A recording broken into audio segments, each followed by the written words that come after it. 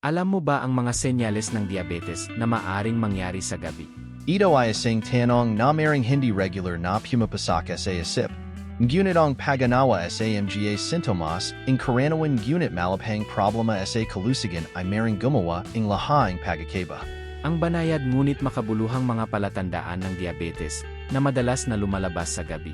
Tumaas na pag-ihi kung gumising ka ng ilang beses sa isang gabi upang alisan ng laman ang iyong pantog. Maaring maabala ang iyong ritmo ng pagtulog, na maaring senyales ng diabetes. Ito ay dahil sa diabetes. Ang labis na asukal o glucose ay namumuo sa daloy ng dugo. Sa iyong mga bato kailangang magtrabaho ng overtime upang masipsip ang labis na asukal. At kung ang mga bato ay hindi makasabay, ang karagdagang glucose ay ilalabas sa ihi, na nagreresulta sa pag-alis ng likido mula sa mga tissue. Kaya tumataas. Kung gaano kadalas mong ihi ang pisyolohikal na tugon na ito ay ang pagtatangka ng iyong katawan na alisin ang labis na asukal at maaring maging isang babalang senyales ng diabetes. Pangalawa, ang pagpapawis sa gabi ay isa pang mahalagang sintomas na dapat bantayan. Kung madalas kang gumising na nagpapawis sa pagitan ng gabi, ito ay maaring isang indikasyon ng diabetes. Ang mga pagpapawis sa gabi ay madalas na nangyayari dahil sa mababang antas ng asukal sa dugo sa gabi na kilala bilang nocturnal hypoglycemia. Ito ay nangyayari kapag ang iyong katawan ay tumutugon sa mababang asukal sa dugo. Ang mga antas ng asukal ay naglalabas ng mga emergency hormone na humahantong sa labis na pagpapawis. Ang pagsasaayos ng dosis ng gamot at mga gawi sa pagkain ay makakatulong din upang mas mahusay na makontrol ang mga weight head sa gabi sa mga diabetic. Ngunit ang mga pagbabagong ito ay dapat lamang gawin sa ilalim ng propesyonal na pangangasiwa. Bago tayo makarating sa susunod na sintomas, huwag kalimutang i-like at mag-subscribe sa post. Pangatlo, una, sintomas ng kasama sa hypoglycemia, hindi lamang ang pagpapawis at panginginig, kundi pati na rin ang isang makabuluhang pagtaas sa gutom sa gabi. Maaari kang makaranas ng pagkalito, panlalabo ng paningin at maging sa palpitations ng puso. Ang hypoglycemia o hypoglycemia ay isang kondisyon na kadalasang naugnay sa diabetes. Ang dahilan kung bakit ang mga sintomas na ito ay pangunahing nangyayari sa gabi ay dahil sa pangangailangan ng katawan ng enerhiya sa pagpapahinga. Kapag bumaba ang glucose level, ang katawan ay nagre-react na may mga sintomas na ito upang magpahiwatig ng pangangailangan para sa pagtaas ng asukal sa dugo. Kasama sa paggamot sa mga sintomas na ito ang regular na pagsubaybay sa mga antas ng asukal sa dugo at mga antas ng asukal sa dugo. Kumain ng balanseng pagkain, at mahalagang talakayin ang lahat ng gamot sa isang propesyonal sa pangangalagang pangkalusugan dahil ang ilang mga gamot ay maaaring makaapekto sa mga antas ng asukal sa dugo. Sa ilang mga kaso, ang isang merienda sa gabi ng mga komplikadong carbohydrates at protina ay maaaring irekomenda upang mapanatili ang asukal sa dugo. Ang mga matatag na antas sa magdamag ay nagpapanatili ng ikaapat na senyales ay Letz syndrome. Hindi mapakali, isang madalas na minamaliit ngunit malawakang neurological disorder. Ang kondisyong ito ay nailalarawan sa pamamagitan ng isang hindi makontrol na karamdaman at nailalarawan sa pamamagitan ng isang hindi mapaglabanan na pagnanais na ilipat ang mga binti.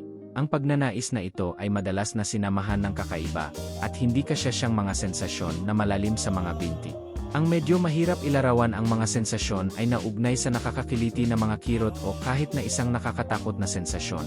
Ngayon ay maaring nagtataka ka tungkol sa koneksyon sa pagitan ng M na ito at diabetes. Ang koneksyon ay talagang nasa nerbiyos ng isang patuloy na mataas na antas ng asukal sa dugo na katangian ng ang diabetes ay maaring makapinsala sa mga ugat ng iyong katawan sa paglipas ng panahon.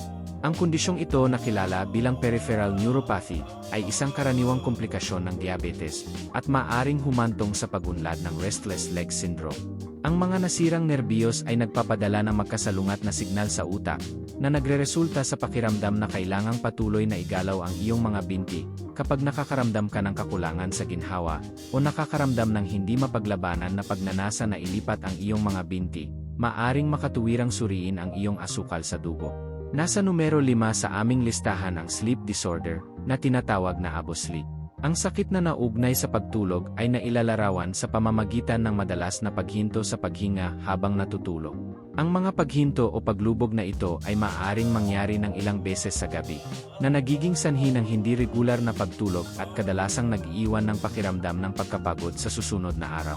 Sa pagitan ng sleep apnea at diabetes research ay nagpakita na ang mga taong may diabetes, lalo na ang uri 2, ay may mas mataas na re-reach kailangang magdusa mula sa pagkawala ng pagtulog.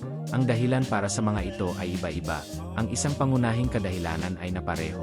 Mga sakit na naugnay sa labis na katabaan, kapag ang labis na taba ay naipon sa paligid ng lig, maaari itong humarang sa mga daanan ng hangin na humahantong sa pagkawala ng tulog.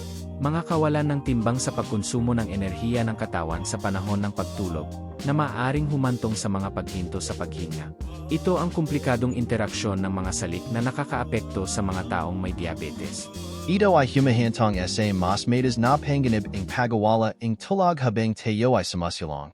Nabat natin ang sintomas ing tumas na pag-aha, na tinatawag ding polydipsia.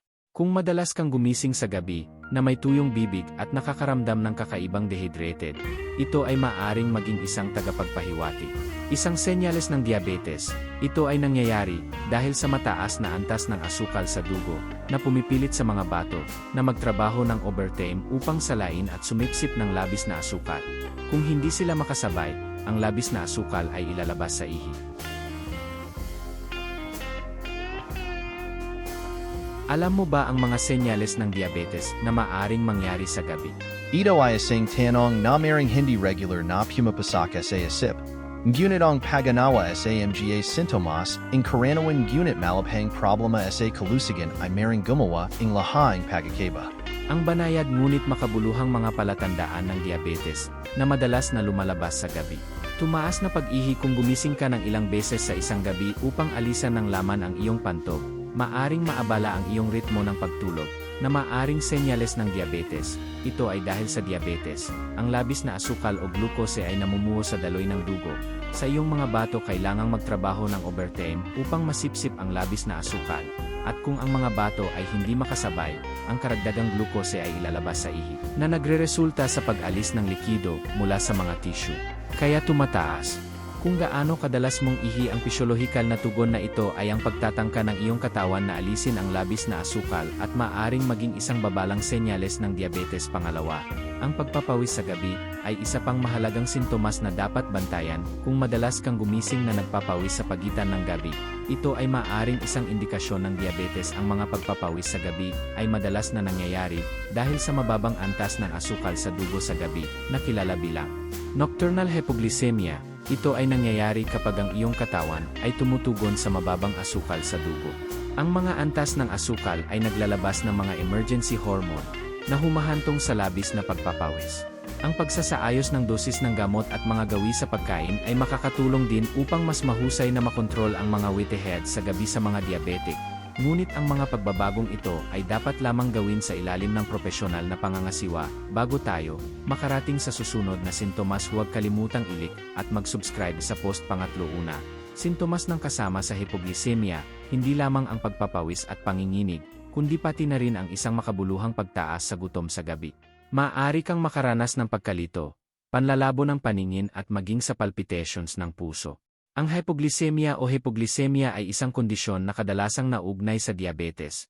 Ang dahilan kung bakit ang mga sintomas na ito ay pangunahing nangyayari sa gabi ay dahil sa pangangailangan ng katawan ng enerhiya sa pagpapahinga. Kapag bumaba ang glucose level, ang katawan ay nagre-react na may mga sintomas na ito upang magpahiwatig ng pangangailangan para sa pagtaas ng asukal sa dugo. Kasama sa paggamot sa mga sintomas na ito ang regular na pagsubaybay sa mga antas ng asukal sa dugo at mga antas ng asukal sa dugo.